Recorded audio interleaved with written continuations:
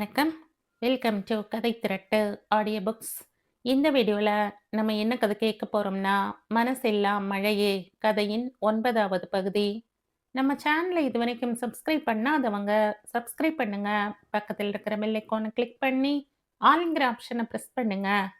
So that நான் போடுற கதைகளை உடனுக்குடனே நீங்கள் கேட்கலாம். வாங்க கதைக்குள்ளே போகலாம். வைகையும் தமிழும் மருகிப் போய் நின்றார்கள். அன்பின் அன்பும் அந்த அன்பை அடைந்த மொழியின் பண்பும் அவர்களை மெய்மறக்க வைத்தது. வைகை அன்பின் தோளில் தட்டித் தந்தான். சாரிடா, இனி எதுவும் அப்படி நடக்காம நாம பார்த்துக்குவோம். சாப்பிட்டுட்டு படுடா, பசி தாங்க மாட்ட என்றான் வைகை வாஞ்சையாக. அன்பு சின்னதாய் தருக. இப்போது தமிழின் முகத்தில் மந்தகாச புன்னகை தவழ்ந்தது. அவன் இனம் கண்டதை பார்த்து அன்பு முறைக்க அதுவே தமிழுக்கு போதுமானதாக இருந்தது. வைகை, அந்த உத்தம பத்திர எப்படிடா சாப்பிடுவான்? அவன் பொண்டாட்டி சாப்பிடாம தூங்கிட்டாங்களே. என்ன, உத்தம பத்திரனா? வைகை ஆமென வாயை பிளந்தான். ஆமா, உத்தம பத்தினிக்கு ஆண்பால் உத்தம பத்திர. தம்பியின் கேலியில் வெட்கம் பிடுங்கி தின்ன தலையில் அடித்து கொண்டு அறைக்குள் சென்றான். மொழி இன்னும் விழித்திருக்கவில்லை. பக்கத்தில் படுத்து அவளுடைய தலையை மீண்டும் மார்புக்கு இடம் மாற்றிக் கொண்டான். மெல்லிய புன்னகை முகத்தில் அரும்பியது. இத்தனை அலை கழித்தலுக்கும் உன் விழி திறக்கவில்லைதான் பாரேன். நினைத்த போது அனைத்தகரம் இன்னும் அழகாய் அன்பை பேசியது. காமமில்லாத காதலோடு இரவு முழுக்க அவளை நெஞ்சில் ஏந்தி கொண்டே கிடந்தான். அடுத்து வந்த சில நாட்கள் பெரிதாய் விவரணைக்கு தேவைப்படவில்லை. உடம்பு தேறிய சாம்பவி அடுத்த நாளே அன்பை தேடி வந்து கை நீட்டி தூக்க சொன்னாள். அம்மாவின் பாரா முகமும் பாட்டியின் சேரா மனமும் அப்படியேதான் இருந்தது, மாற்றங்கள் இல்லாமல். மெல்ல அவர்களின் நடுவில் மொழி தன்னை விதைக்கத் தொடங்கியிருந்தாள். மேலும் ஓரிரு நாட்களை வாழ்க்கையில் இருந்த காலம் பிடுங்கிக் கொண்டு போயிருந்தது. அன்று பொட்டிக்கிற்கு கிளம்ப வேண்டிய நாளில் சாம்பவியை தயார் செய்து கொண்டு வந்த சந்தியா அவளுக்கு தேவையான பொருட்களை எடுத்து வைக்க என்ன என்பது போல் பார்த்தார் வரலட்சுமி. பாப்பாவையும் ஷாப்புக்கு கூட்டிட்டு போயிடுறேன் அத்தை என்றாள் வெடுக்கென்று. இப்பத்தான் எதுவும் பிரச்சனை இல்லையே சந்தியா, மொழியும் நல்லா தானே கவனிச்சுக்கிறா, நாங்களும் பார்த்துக்கிறோம். இதுக்கு முன்னாடி எங்ககிட்ட தானே பாப்பா இருந்தா. எல்லாம் சரிதான் அத்தை, ஆனா இப்ப வேண்டாம். அதான் ஏன்? அவளை பார்த்துட்டு இதுவும் வாய் பேச மாட்டேங்குது அத்தை. கைய காலை நீட்டு ஜாட காட்டுது. பார்த்ததும் உடம்பே எனக்கு பதறி போச்சு. என் குழந்தை என்ன பாவம் பண்ணுச்சு அந்த தலையெழுத்து வர? சின்ன குழந்தைகள் கண்ணாடி மாதிரி, நாம செய்யறத அப்படியே பிரதிபலிக்கும். அது மனசுல இது தேங்கி போச்சுன்னா கஷ்டம். அதான் சத்தமாய் அழுத்தம் திருத்தமாய் சொன்ன சந்தியாவை தர்ம சங்கடமாய் பார்த்தார் வரலட்சுமி. காலையில் சீக்கிரமே கிளம்பி ஃபேக்டரி சென்றிருந்த அன்பு அப்போதுதான் காலை உணவிற்கு டேபிளில் வந்து அமர்ந்திருந்தான். சமையலறையில் இருவரும் பேசியது துல்லியமாய் கேட்டது. மிடறு விழுங்கி வலி தின்றான். பரிமாறிக்கொண்டு நின்ற மொழி இவன் பார்க்காமல் கண்ணீரை மறைத்தாள். அதன் பிறகு ஒரு விள்ளல் கூட அவனுக்கு தொண்டையில் இறங்கத்தான் இல்லை. டேபிளின் மீதிருந்த அவனின் இடக்கையில் தன்னுடைய வலக்கையை வைத்து மென்மையாக அழுத்தம் செய்தாள். விட்டிடு என்ற குறிப்பால் உணர்த்துகிறாள். சாப்பிடாமலே எழுந்து கொண்டவனை பதறி போய் வரலட்சுமி பார்த்துவிட்டு ஓடி வர, பசிக்கலமா என்ற ஒற்றை வார்த்தைகளில் முடித்து கொண்டான். வரலட்சுமிக்கு புரிந்தது சந்தியாவின் வார்த்தைகள் அவன் இதயத்திற்கு ஈட்டியாகி இருக்கிறது என்று. அறைக்கு வந்தவன் ஜன்னல் திரையை விலக்கி வெகுநேரம் மட்டுக்கும் வெளியை விரவிக் கொண்டிருந்தான். பின்னால் வந்தவள் அவன் முதுகில் முகம் பொதித்து கொண்டாள். ஷர்ட்டை மீறி ஈரத்தை உணர மெல்ல அவளை பற்றி இழுத்தான். நெஞ்சோடு சேர்த்தான். எது கழறைப்போ? நான் இருக்கும்போது நீ அழவே கூடாது. மொழி, யார் என்ன சொன்னா என்ன, விட்டு தள்ளு. அவளை சேர்த்தணைத்து கொண்டான். அவள் தலையில் நாடி பதித்து அழுத்தம் விதைத்தான். எனக்கு எந்த வருத்தமும் இல்லை நீங்க இருக்கும்போது. அவன் நெஞ்சை தொட்டு காண்பித்து விட்டு கண்களை துடைத்தபடி நகர்ந்தாள். அவள் விலகிவிட்டாள் அல்லது இந்த அலட்சியங்களுக்கு பழகிவிட்டாள். ஆனால் அவனால் அப்படி இருக்கத்தான் இயலவில்லை. மேலும் சில நாட்கள் காய்ந்து போயிருந்தது. நாள் காட்டியில் நிகழ்வுகளை கோர்த்து கொண்டு அவன் முன்னே வந்து எப்போதும் பிரச்சனைகளை கடைவிரிப்பதில்லை மொழி. அவமானமாகட்டும், அலட்சியமாகட்டும், அவன் காணும்போது நடந்தாலன்றி அவனால் எதையும் அறிய முடியவில்லை. மற்ற நேரங்களில் அவனுக்கானவளாக மட்டுமே அவள் இருந்தாள். அந்த பேரன்பின் பரிபாஷையில் அவனை அறிய முனைந்து தன்னை விலக்க முயன்று கோபமும் காதலும் வியப்பும் லயிப்புமாய் அத்தனையும் அவன் கண் வழியே படித்து கொண்டும் பயிற்றுவித்து கொண்டும் இருந்தாள். மொழியின் பரிசளிப்பு தினத்தை ஒட்டியே தன்னுடைய ஹைதராபாத் டூரையும் வைத்திருந்தான். அவளிடம் சொன்னபோது கண்கள் காலணா அகலத்தில் கூடுதலாய் விரிந்தது. தன் மேல் கை வைத்து காட்டி கண்களை விரித்து கையால் முகத்தை தாங்கி ஆச்சரியம் காட்டினாள். ஒரே செலவுல ஹனிமூன், உன்னோட செரிமனி, அப்புறம் என் பிசினஸ் டூர் எல்லாத்தையும் முடிச்சிடலாம். தலை கோதிக்கொண்டு சிரித்தவனை முறைக்க அவள் தோளில் கை சுற்றி கொண்டான். மூச்சு காற்றால் முகத்தில் கோலம் போட கூசி போய் அவனை முறைத்தாள். யோசிச்சு பார் மொழி, அன்னைக்கும் நாம 2 பேரும் ஒன்னாத்தான் ஜூப்ளி ஹில்ஸ் கிளம்பி இருக்கோம். நம்ம வாழ்க்கையே திருப்ப முனையாச்சு. இன்னைக்கு நாம 2 பேரும் சேர்ந்துதான் அங்க போக போறோம். த்ரில்லிங்கா இல்ல? அவன் கேட்க வேகமாய் தலையாட்டினாள். என் கூட வர பிடிச்சிருக்கா? இதென்ன கேள்வி என்பது போல் கண்கள் ஆடியது லேசான கோபத்துடன். யூனிவர்சிட்டி மியூசியம் போகணும், அங்க நிறைய செல்ஃபி எடுக்கணும், அவன் லயிப்பாய் சொல்ல தன் 2 புறங்கைகளையும் ஒன்றன் மேல் ஒன்றாய் வைத்து வண்டி போல் காட்டி தன்னுடைய குரல் வளையை தொட்டு காட்ட இத்தனை நேரம் முறுவலித்த அவன் இதழ்கள் அதை முடிவுக்கு கொண்டு வந்து ஒரு சின்ன வலியை தத்தெடுத்திருந்தது. அவனுக்கு ஏகாந்தங்கள் மட்டும் நினைவுக்கு வர அவளுக்கு இழந்தது நினைவுக்கு வருகிறது. அவள் தலை வருடினான். அவள் கண்களில் அன்பை பரிமாறினான். எல்லாம் சரியாகும் மொழி என்றான் காதலோடு. குரல் வளை தொட்டு கைகளை ஆட்டி நாக்கை வெளியே நீட்டி பரவாயில்லை என்பது போல் சைகை செய்தாள். அவன் இருந்தால் போதும் என்ற நெஞ்சார குறிப்பு செய்ய இன்னும் இளகிப் போனான். அவள் நெஞ்சில் இணங்கிப் போனான். இருவரும் இரவு ஹைதராபாத் வந்து தங்கிக் கொண்டு பொழுது விடிந்ததும் ஜூப்ளி ஹில்ஸுக்கு பயணமானார்கள். இந்த முறை காரிலேயே வந்திருந்ததால் அவனுக்கு பயணத்தின் அசௌகரியங்கள் குறைந்தது போல் இருந்தது. அவன் கைகளுக்குள் கை கோர்த்தபடி எல்லாவற்றையும் ஒரு வியப்போடு பார்த்து கொண்டு வந்தவளை அடிக்கடி முகம் திருப்பி ஆராய்ந்து கொண்டான்.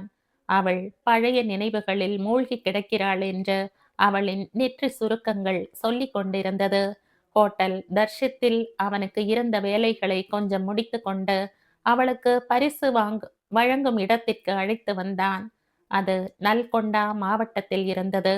அந்த பெரிய அரங்கமும் அங்கே குழுமி இருந்த அறிவியல் சார்ந்த வித்தகர்களையும் காணும்போது அவள் இழந்த சொர்க்கத்தின் மதிப்பு புரிந்தது.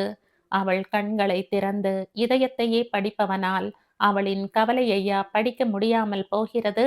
இறுக்கமாய் பற்றி இருந்த கரங்களில் அழுத்தம் கூடும் போதே மனம் வலிக்கத் தொடங்கும் அவனுக்கு. ஆனால் வலுவில் புன்னகைப்பான் அவளை நோக்கி. அவளின் நிலையை அறிந்தவர்கள் அங்கே அதிர்ச்சி அடைந்தார்கள். அன்றைய அவளின் ஆளுமையான பேச்சு திறமையையும் அவளின் அறிவியல் சார்ந்த நுண்ணறிவையும் அவர்கள் நினைவு கூற கூற வெற்ற காதலாய் மட்டும் அவன் அணுகிய அவளுக்குள் அடர்ந்து கிளைத்திருந்த திறமையும் அதற்காக அவள் போராடிய வலியும் சேர்ந்தே நீடித்து கொண்டது. ஒரு பட்டயமும் சான்றிதழும் தங்க பதக்கமும் அவளுக்கு அரங்கின் பெரும் கரகோஷத்திற்கு நடுவே வழங்கப்பட அவளுக்கு விரைவில் குணமாக வேண்டிய பிரார்த்தனைகளும் அங்கே பகிரப்பட அதையெல்லாம் உள்வாங்காமல் அவளுடைய கண்கள் அரை கோடியில் நின்ற அவள் அவனின் மீதே நின்றது. எப்போது விடுவார்கள் என்பது போல் பறந்தோடி வந்து அவன் முன்னே மூச்சிறைக்க நின்றாள். கையில் இருந்த பட்டயத்தையும் பதக்கத்தையும் அவன் கையில் தந்துவிட்டு அவள் கண்ணில் ஒரு உணர்வை கொடுத்தாளே, அது அவன் உயிர் வரை ஊடுருவி சிலிர்க்க வைத்தது. என்ன மொழி? கைகளை சுற்றி 1 என்று காட்டினாள். எதுக்கு முதல் முறை பரிசு வாங்கிறதா? இல்லை என்று வேகமாய் மறுதளித்தாள். பரிசை தொட்டு உடன் அவனையும் தொட்டு கைகள் 2ஐயும் சேர்த்து விழியில் வலியை கடத்த அவனுக்கு புரிந்தபோது இதயமே குலைந்து உருகி போனது. இதுவரைக்கும் எந்த பரிசளிப்பிற்கும் யாரும் உடன் வந்ததில்லை என்கிறாள். அவனுக்கு ஐயோ என்று வந்தது. இத்தனை வலியோடு கனவுகளை சுமந்து தன்னை நிரூபிக்க போராடிய ஜீவனை கடவுள் ஏன் இத்தனை வலிக்க வைக்கிறான் என்ற கவலை கண்ணை கரிக்க வைத்தது. மஹபூப் நகர் வந்தபோது அவள் முகத்தில் குழுமியிருந்த சந்தோஷத்தில் தன்னையே மறந்தான். இத்தனை குதூகலிக்க முடியுமா ஒரு பெண்ணால்?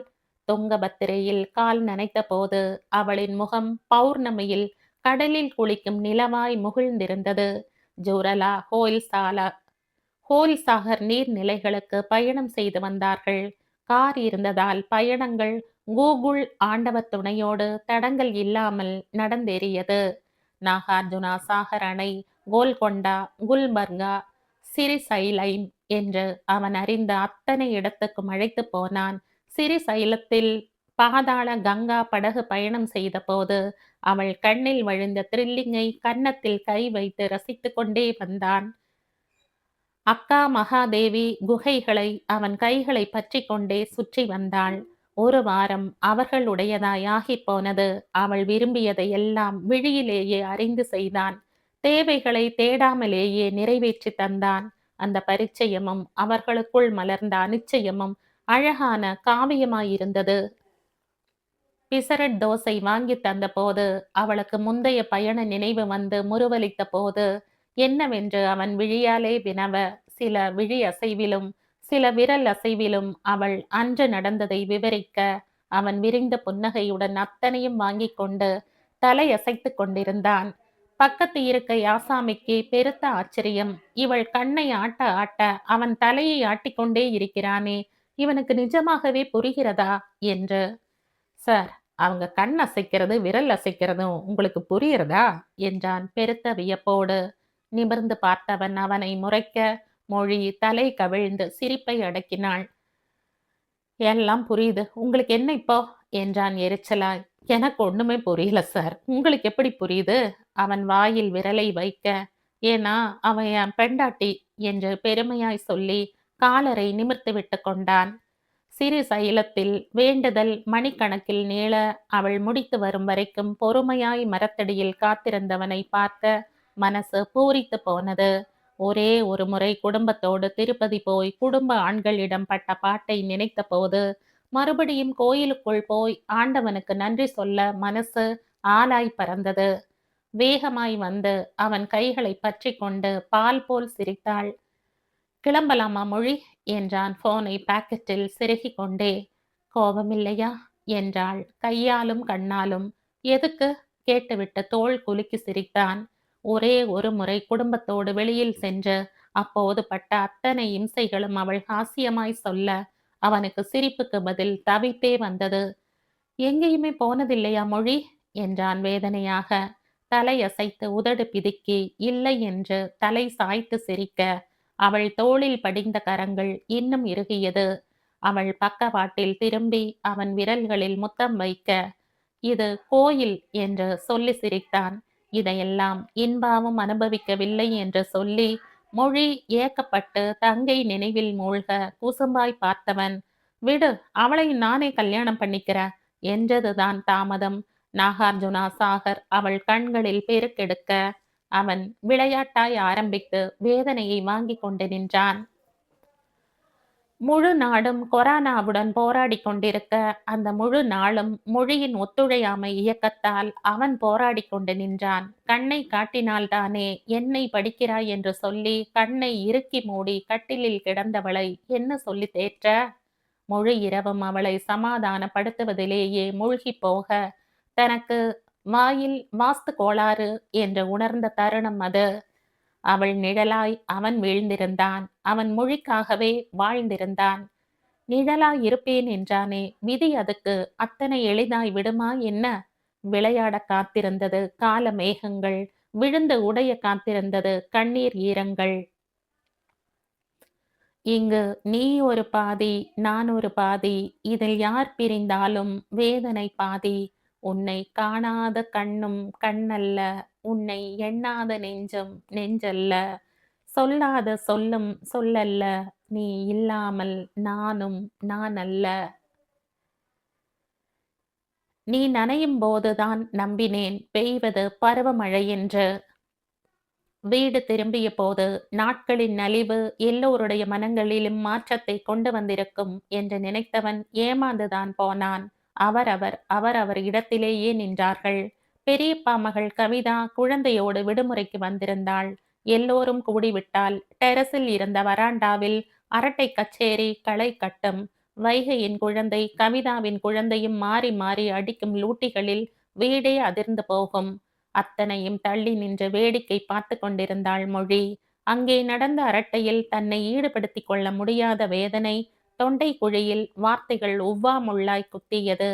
இறுக்கி குரல் அறுத்து வார்த்தை வந்து வெளியில் விழாதா என்று தவித்தது.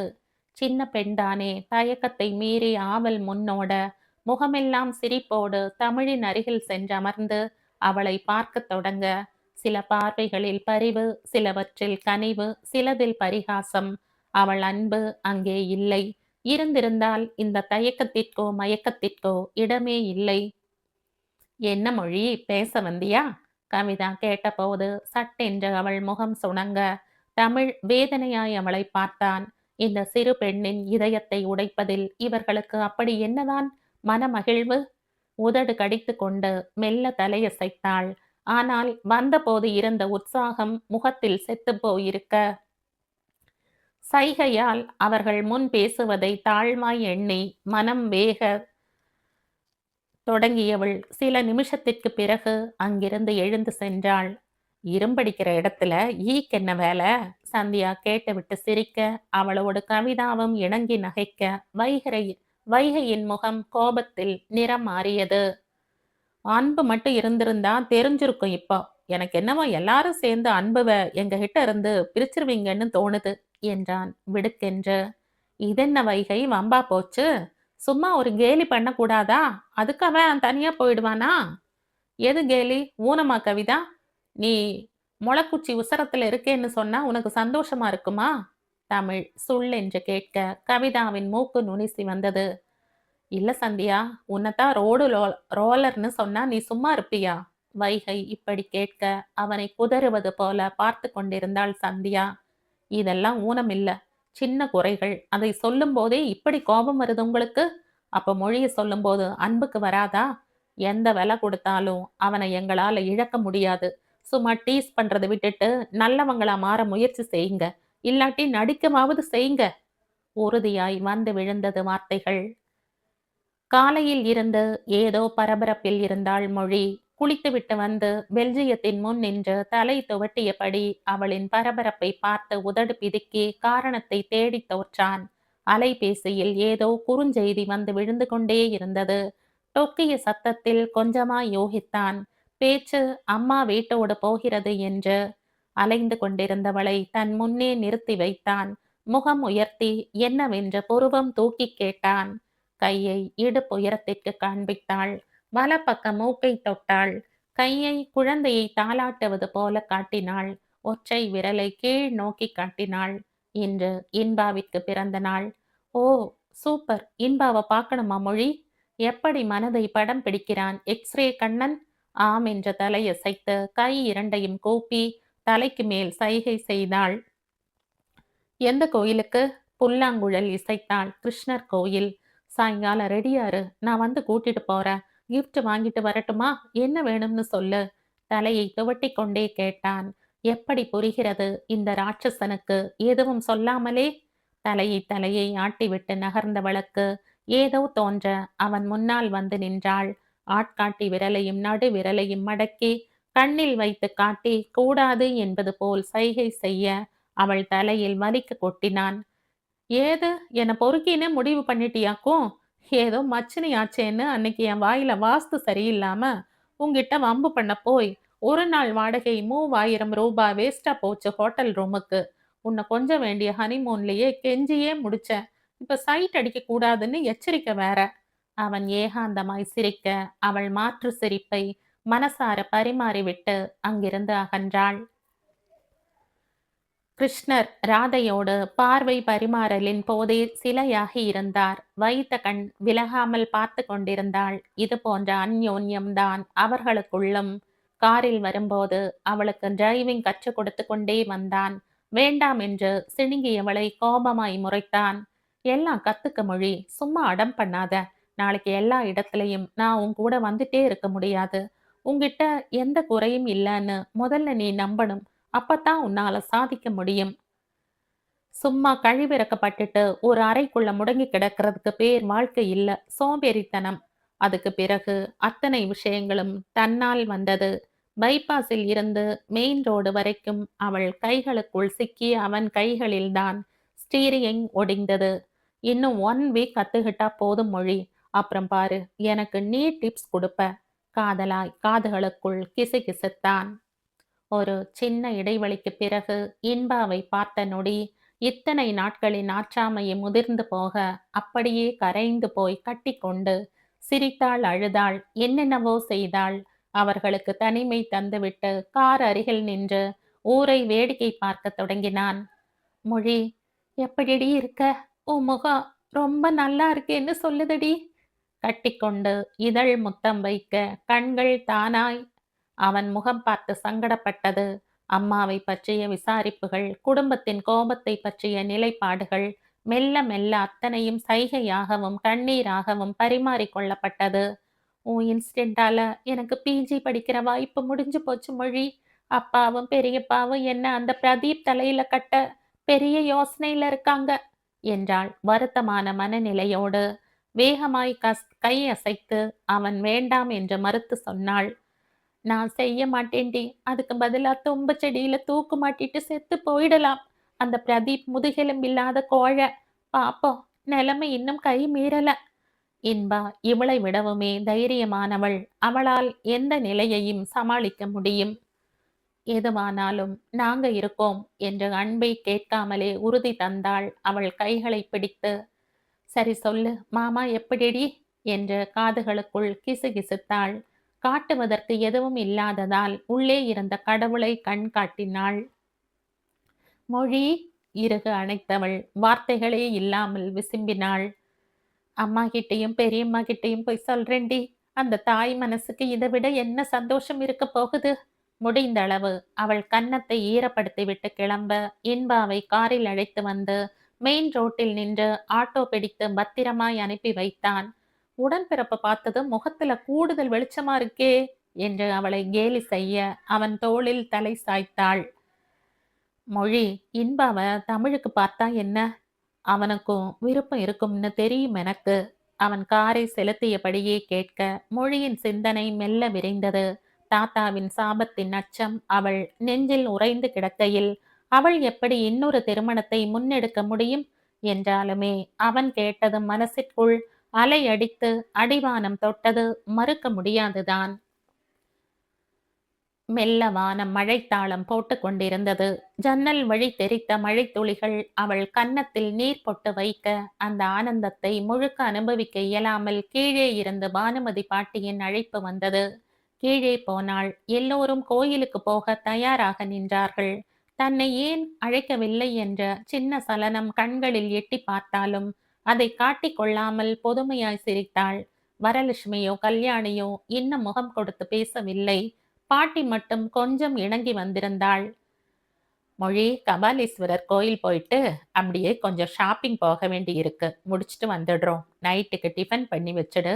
பாட்டி ஆர்டர் போட வேகமாய் தலையாட்டினாள்.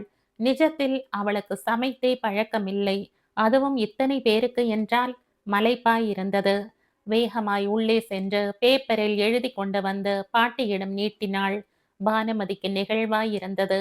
அளவு கேட்டு விசாரித்திருந்தாள். வெளி வேலை செய்யத்தான் ஆட்கள் இருந்தார்கள். அன்றே சமையல் அறைக்குள் வெளியாட்களை கல்யாணியோ வரலட்சுமியோ அனுமதிப்பதில்லை. அளவுகளை சொல்லிவிட்டு அவர்கள் கிளம்பி போக துப்பட்டாவை பக்கவாட்டில் முடி போட்டுக்கொண்டு யூடியூப் சகிதமாய் உள்ளே நுழைந்தாள். பிசைந்து வைத்த மாவை பார்க்கையிலேயே வயிற்றை பிசைந்தது.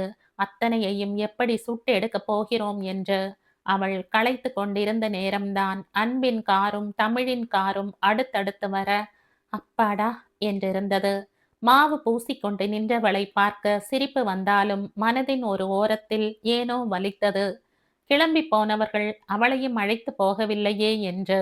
அப்புறம் என்ன, அண்ணன் தம்பி இருவரும் ஆளுக்கு ஒரு பக்கம் அடுப்பை காமந்து பண்ண இதுவரைக்கும் அடுக்களைக்கு தண்ணீர் கூட குடிக்க வராதவர்கள் சப்பாத்தியை தேய்த்து எடுத்து கொண்டிருந்தார்கள். ஏண்டா தடிமாடு, நீ உன் பொண்டாட்டிக்கு சேவகம் பண்ணா அர்த்தம் இருக்கு, என்ன ஏண்டா பண்ண வைக்கிற?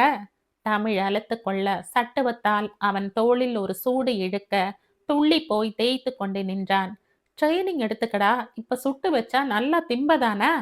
ஏண்டா அம்மா சமைக்கும்போது இந்த பக்கம் வந்தாவது இருக்கியாடா? நான் ஏண்டா வரேன்? அதான் அப்பா வந்துடுவாரே.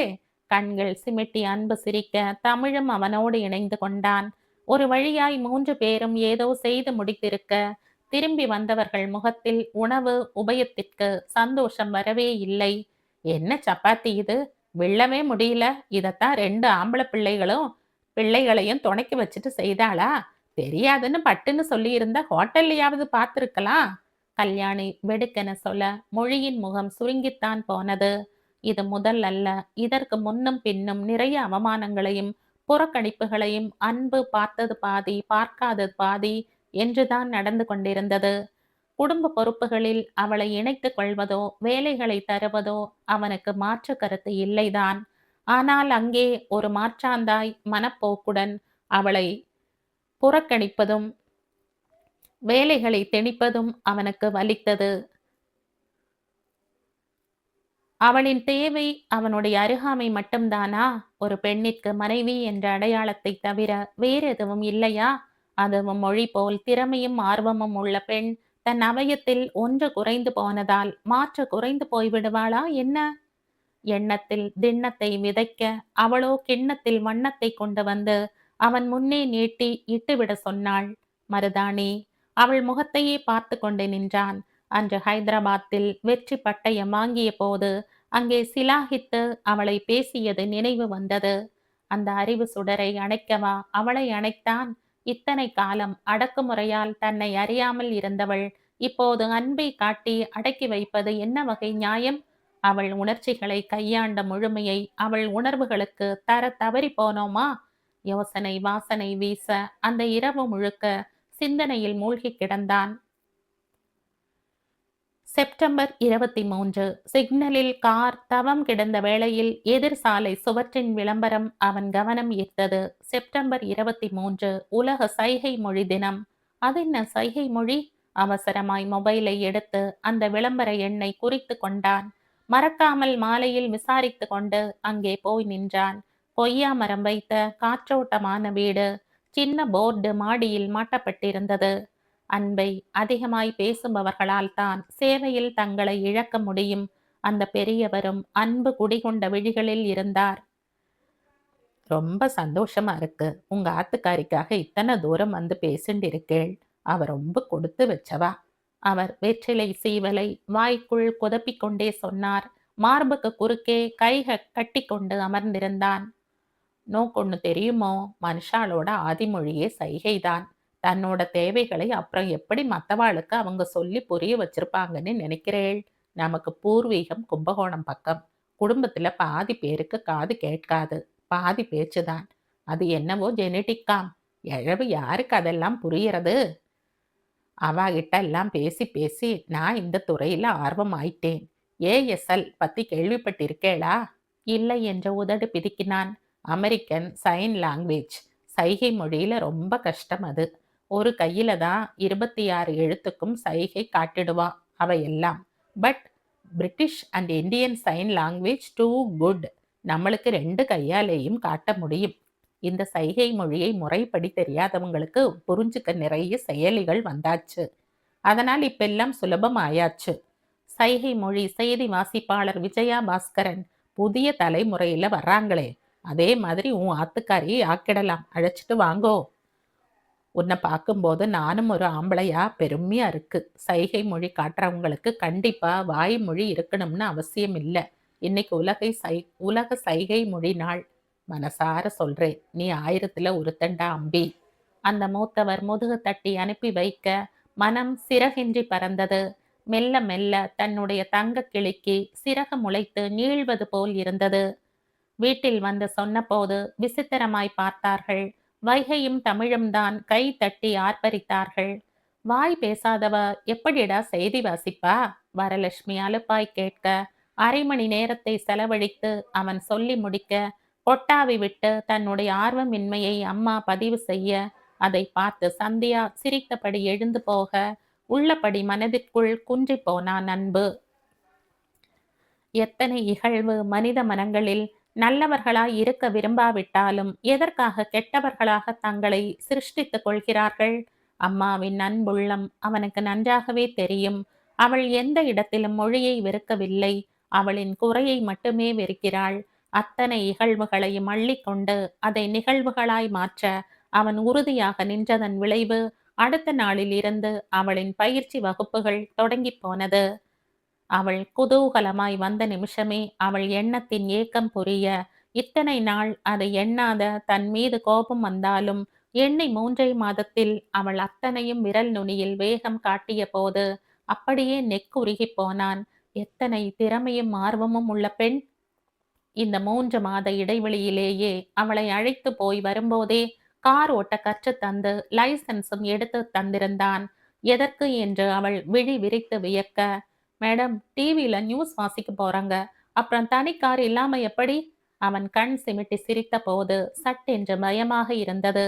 இத்தனை நல்லவனை எப்படி பாதுகாக்க என்று. என்ன என்ற முகத்திற்கு முன்னே கை நீட்டி குசும்பாய் சிரிக்க, அவனுக்கு புரியாத தன் சிந்தனை ஏதாவது இருக்க முடியுமா என்ற பெருமிதம் நெஞ்சில் முட்டிக்கொண்டு வந்தது. Well done my boy. லோகு பெரியப்பா தோள் தட்டினார். தாத்தாவின் கண்கள் கரித்து போனது. இந்த பயலுக்கு முதல்ல சுத்தி போடு பானுமதி, அவர் மனைவிக்கு சொல்ல, அப்போதும் கிழவி முகம் நொடித்தார். எனக்கு வயிறெல்லாம் எரியுது. என் வயிறும் அந்த வாயத்தவளுக்குன்னு அந்த சாமி எதை வச்சு முடிவு பண்ணுச்சு? இந்த காலத்துல இப்படி ஒருத்தன் இருப்பானா என்ற போது ஆற்றாமையில் அழுகை வந்தது. அங்கே கண்ணீருக்கு காரணம் அவள் எதிரி வீட்டு பெண் என்பதோ பணமோ அந்தஸ்தோ எதுவுமே இல்லை. அன்பின் கனவுகள் எல்லாம் மௌனமாய் மடிந்து போகிறதே என்ற வெறுமைதான். மூத்தவர்களின் வலியிலும் நியாயம் இருந்தது. ஆனால் ஊனங்கள் ஒதுக்கி வைக்கப்பட்டு கொண்டே இருந்தால் அது தீண்டாமையை விட பெருங்கொடுமை அல்லவா? இந்த மௌனத்துறவு அவள் விரும்பி ஏற்ற நிலை இல்லை. ஆனாலுமே அவள் மட்டுமே சிலுவை சுமக்கிறாள் பரிதாபமாக. அடுத்த நாள் வரும்போது அள்ள முடியாத அளவுக்கு அறிவியல் புத்தகங்களை அள்ளி கொண்டு வந்து போட்டவனை விழி அகல பார்த்து கொண்டு நின்றாள். கையை நீட்டி அவன் முன்னே அபிநயம் பிடிக்க, விரல்களை பற்றி இழுத்து தன்னோடு சேர்த்து இதழ்களால் வித்தை வரைய விக்கித்து போய் விலகி நின்று பார்வையால் குற்றம் சாட்டினாள். எதுக்குடி இப்படி முறைக்கிற? எனக்கு ஏதோ பக்கத்து வீட்டு பொண்ண கட்டிப்பிடிச்ச ஃபீல் ஆகுது. சிரித்தவனை சுரீரென அடித்தாள். புத்தகத்தை காட்டி எதற்கு என்று கேட்டாள். அவள் கைகளை பற்றி கொண்டு வந்து எதிரில் அமர வைத்தான். அவள் உள்ளங்கையை பற்றி ஒவ்வொரு விரலாய் நீட்டியும் மடக்கியும் வித்தை செய்ய, அவன் சிந்த போகும் வார்த்தைக்காக சிந்தனை தொலைத்து அமர்ந்திருந்தாள். மொழிமா, இதெல்லாம் நீ கான்ஃபரன்ஸ்ல ஸ்பீச் தந்திருக்கையில அந்த டாபிக்ல வந்திருக்கிற புத்தகங்கள். எல் ஜெப்ரி, டிசோசா, என் மோட்சன் எல்லாம் இந்த துறையில பழம் தின்னு கொட்டை போட்டவங்க. அவங்களுடைய புத்தகங்கள். நிறுத்தினான். எதற்கு என்று விரல் நீட்டினாள். ரெஃபரன்ஸுக்கு. இப்ப என்ன உன்னால பேசத்தானே முடியாது? அதனால உன்னுடைய சிந்தனைகள் மழுங்கிய போயிட போகுது. உன் கூர்மையான அறிவும் ஆர்வமும் அப்படியே தானே இருக்கும். அதையெல்லாம் எழுத்து மொழி அதையெல்லாம் எழுது மொழி. நிறைய படி. உன் அறிவை வளர்த்துக்க. உன் சிந்தனையில உதிக்கிற அத்தனை விஷயத்தையும் எழுதி வை. இதை விட பெரிய புத்தகமா? அதை நாம பப்ளிஷ் பண்ணலாம். இப்ப என்ன? உன் குரல் வழி சென்று சேர முடியாத அத்தனையும் உன் விரல் வழி சென்று சேரணும். சேரணும் அவன் உறுதியாய் சொல்ல, இதற்கு மேலும் அவனுடைய அன்பை தாங்க இயலாது என்பது போல் விம்மிக் கொண்டு அவன் நெஞ்சில் சரிந்தாள். முகம் நிமித்தி இதழ் சுவைத்தானை முறைத்து பார்த்து தள்ளிவிட்டு அமர தலை கோதிக்கொண்டே பெரிதாய் சிரித்தான். நீ மட்டும் கட்டி கட்டி பிடிக்கலாம், நாங்க கல்லு மாதிரி இருக்கணும் என்றவன் அவள் முகத்தை தன் கைகளில் ஏந்தி கொண்டான். நான் பெருசா எதுவும் செய்யல மொழி. உன்னை உருவாக்கல நான். நீ உருக்குலைஞ்சு போகாம பாதுகாக்கிற. உன்னை மட்டும் நான் ஏத்துக்கல. உன் கனவுகளையும் சேர்த்துத்தான். தோளில் கிடந்தவள் கன்னம் வருட அவள் கண்ணீரில் அவன் தோள் நனைத்தாள். கற்பனையில் வரும் கதைகளிலே நான் கேட்டதுண்டு கண்ணா, என் காதலுக்கே வரும் காணிக்கை என்றே நினைத்ததில்லை கண்ணா. மயக்கம் என்ன? இந்த மௌனம் என்ன? இந்த கதையின் தொடர்ச்சியை அடுத்த பதிவில் கேட்கலாம். நன்றி.